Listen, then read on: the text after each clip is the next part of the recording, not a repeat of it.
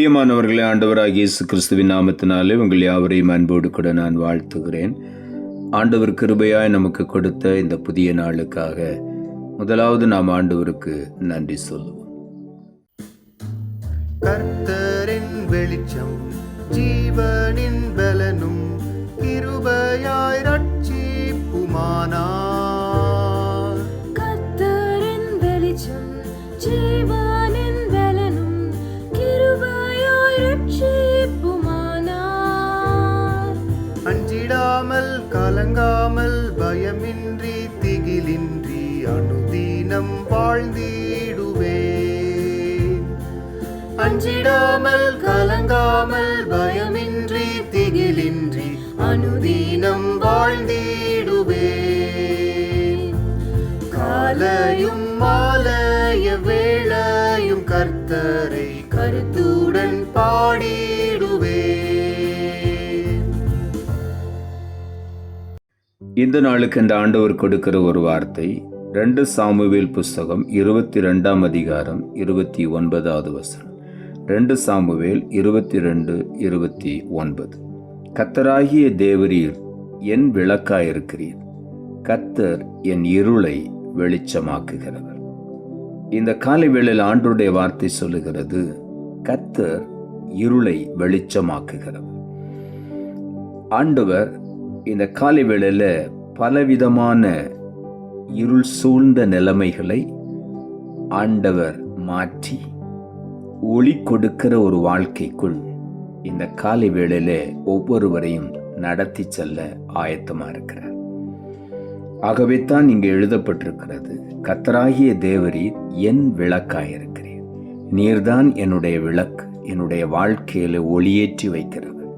இதுவரையிலும் நான் கடந்து வந்த இருளின் பாதைகளை என்னை விட்டு விலக்கி எனக்கு ஒளியேற்றி வைத்து என் இருளை முற்றிலுமாய் வெளிச்சமாய் மாற்றுகிற தேவன் நீர். இந்த காலை வேளையில் அதைத்தான் எனக்கு செய்ய போகிறீர் என்று நாம் ஒவ்வொருவரும் ஆண்டவரை நோக்கி பார்ப்போம். ஆதியாகம புஸ்தகம் 1ஆம் அதிகாரம் 3ஆம் வசனம் சொல்லுகிறது, தேவன் வெளிச்சம் உண்டாக கடவுது என்றார், வெளிச்சம் உண்டாயிற்று. முதல் இந்த பூமியிலே காரிருள் இருந்த பொழுது ஆண்டவராகிய இயேசு தம்முடைய வார்த்தையினாலே வெளிச்சம் உண்டாக்க கடவுது என்றார். அந்த வார்த்தை அப்படியே உலகத்தை வெளிச்சமாய் மாற்றியது. இந்த காலை வேளையில அவ்வளவு பெரிய உலகத்திற்கு ஒளியாக வந்த ஆண்டவர் ஒரே ஒரு வார்த்தை சொன்னார், வெளிச்சம் உண்டாக கடவுது என்று. இந்த காலை வேளையில் ஆண்டவர் சொல்லுகிறார், நீ பல சூழ்நிலைகளிலே இருண்டு போன ஒரு நிலைமைக்குள்ளே தள்ளப்பட்டதை போல நீ காணப்படலாம். எங்கு பார்த்தாலும் இருண்டு இருக்கிறது, எங்கு வெளிச்சத்தை பார்க்க முடியவில்லை, என் வாழ்க்கையே இருண்டு போயிருக்கிறது என்று இந்த காலை வேளையிலே யோசித்து கொண்டிருக்கிற உன்னுடைய வாழ்க்கையை இந்த காலை வேளையில் ஆண்டவர் வெளிச்சமாய் மாற்றுகிறார். ஒவ்வொரு இருள் சூழ்ந்த இடங்களையும் இன்றைக்கு ஆண்டவர் சொல்லுகிறார், வெளிச்சம் உண்டாவதாக என்று சொல்லி உன்னுடைய வாழ்க்கையின் இருள் மாறி வெளிச்சம் உண்டாக போகிறது. இந்த காலை வேளையில் அநேகர் உங்கள் வெளிச்சத்தை கண்டு ஆச்சரியப்படுவார்கள், ஆச்சரியப்பட்டு பூரித்து போவார்கள். அந்த அளவுக்கு ஆண்டவர் உன்னுடைய இருளான நிலைமையை மாற்றி இன்றைக்கு வெளிச்சமாய் மாற்றுகிறார். யோபு புஸ்தகம் 29ஆம் அதிகாரம் 3ஆம் வசனம் சொல்லுகிறது, அப்பொழுது அவர் தீபம் என் தலையின் மேல் பிரகாசித்தது, அவர் அருளின வெளிச்சத்தினால் இருளை கடந்து போனேன். பக்தனாய் யோபு எழுதுகிறார், அவருடைய தீபம் என் தலையின் மேல் பிரகாசித்தது. இந்த காலை வேளையில வார்த்தையை கேட்கிற ஒவ்வொருவர் தலையின் மேலும் ஆண்டவருடைய தீபம் பிரகாசிக்க போகிறது. அவர் அருளின வெளிச்சத்தினால் இருளை கடந்து போனேன் என்று யோபு எழுதுகிறார். இந்த காலை வேளையிலும் ஒவ்வொருவர் மேலும் ஆண்டவருடைய வெளிச்சம் உதிக்கும் பொழுது நீங்கள் இருளை கடந்து போவீர்கள். இனி உங்கள் வாழ்க்கையிலே இருள் உங்களை தொடர முடியாது. ஆண்டவராகிய இயேசுவே வெளிச்சமாய் உங்களோடு கூட நிலைத்திருப்பார். சங்கீதங்களின் புஸ்தகம் 78ஆம் அதிகாரம் 14ஆம் வசனம் சொல்லுகிறது, பகலிலே மேகத்தினாலும் இரா முழுவதும் அக்கினி வெளிச்சத்தினாலும் அவர்களை வழி நடத்தினார்.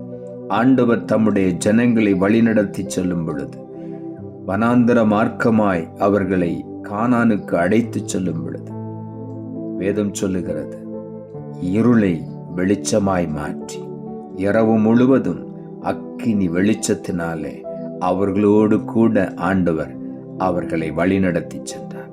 அதே தேவன் இன்றைக்கு சொல்லுகிறார், உனக்கு முன்னால எல்லாமே இருளை போல காணப்படலாம், எந்த வழியும் தெரியாமல் இருக்கலாம். இன்றைக்கு ஆண்டவர் சொல்லுகிறார், நான் உனக்கு முன்னாலே போய் எல்லா கோணலையும் செவ்வையாக்குவேன். அக்கினி ஸ்தம்பத்தினாலே நான் உன்னோடு கூட வருவேன். உனக்கு மேலே நான் நிலை கொண்டிருப்பேன். அந்த அக்கினி வெளிச்சத்தினாலே உன்னை நான் வழி நடத்துவேன். உனக்கு முன்பாக இருக்கிற இருள் விலகி ஓடும் என்று இந்த காலை வேளையில் ஆண்டவர் சொல்லுகிறார். சங்கீதங்களின் புஸ்தகம் 37 அதிகாரம் 6 சொல்லுகிறது, உன் நீதியை வெளிச்சத்தை போலவும் உன் நியாயத்தை பட்ட பகலை போலவும் விளங்க பண்ணுவார் என்று. இந்த காலை வேளையில எனக்கு நீதி கிடைக்கவில்லை. பணபலன் படைத்தவர்கள், ஆள்பலன் படைத்தவர்கள் எனக்கு கிடைக்க வேண்டிய நீதியை மாற்றி தங்கள் பணத்தினாலே அதை புரட்டி போட்டார்கள் என்று ஒருவேளை இந்த காலை வேளையில நீ அங்கலாய்த்து போய் எந்த வழியும் இல்லையே, இருளுக்குள்ளே மாட்டிக்கொண்டேனே என்று நினைக்கலாம். இன்றைக்கு ஆண்டவர் சொல்லுகிறார், உன் நியாயத்தை நான் பட்ட பகலை போல மாற்றுவேன், வெளிச்சம் உண்டாகும் என்று ஆண்டவர் சொல்லுகிறார்.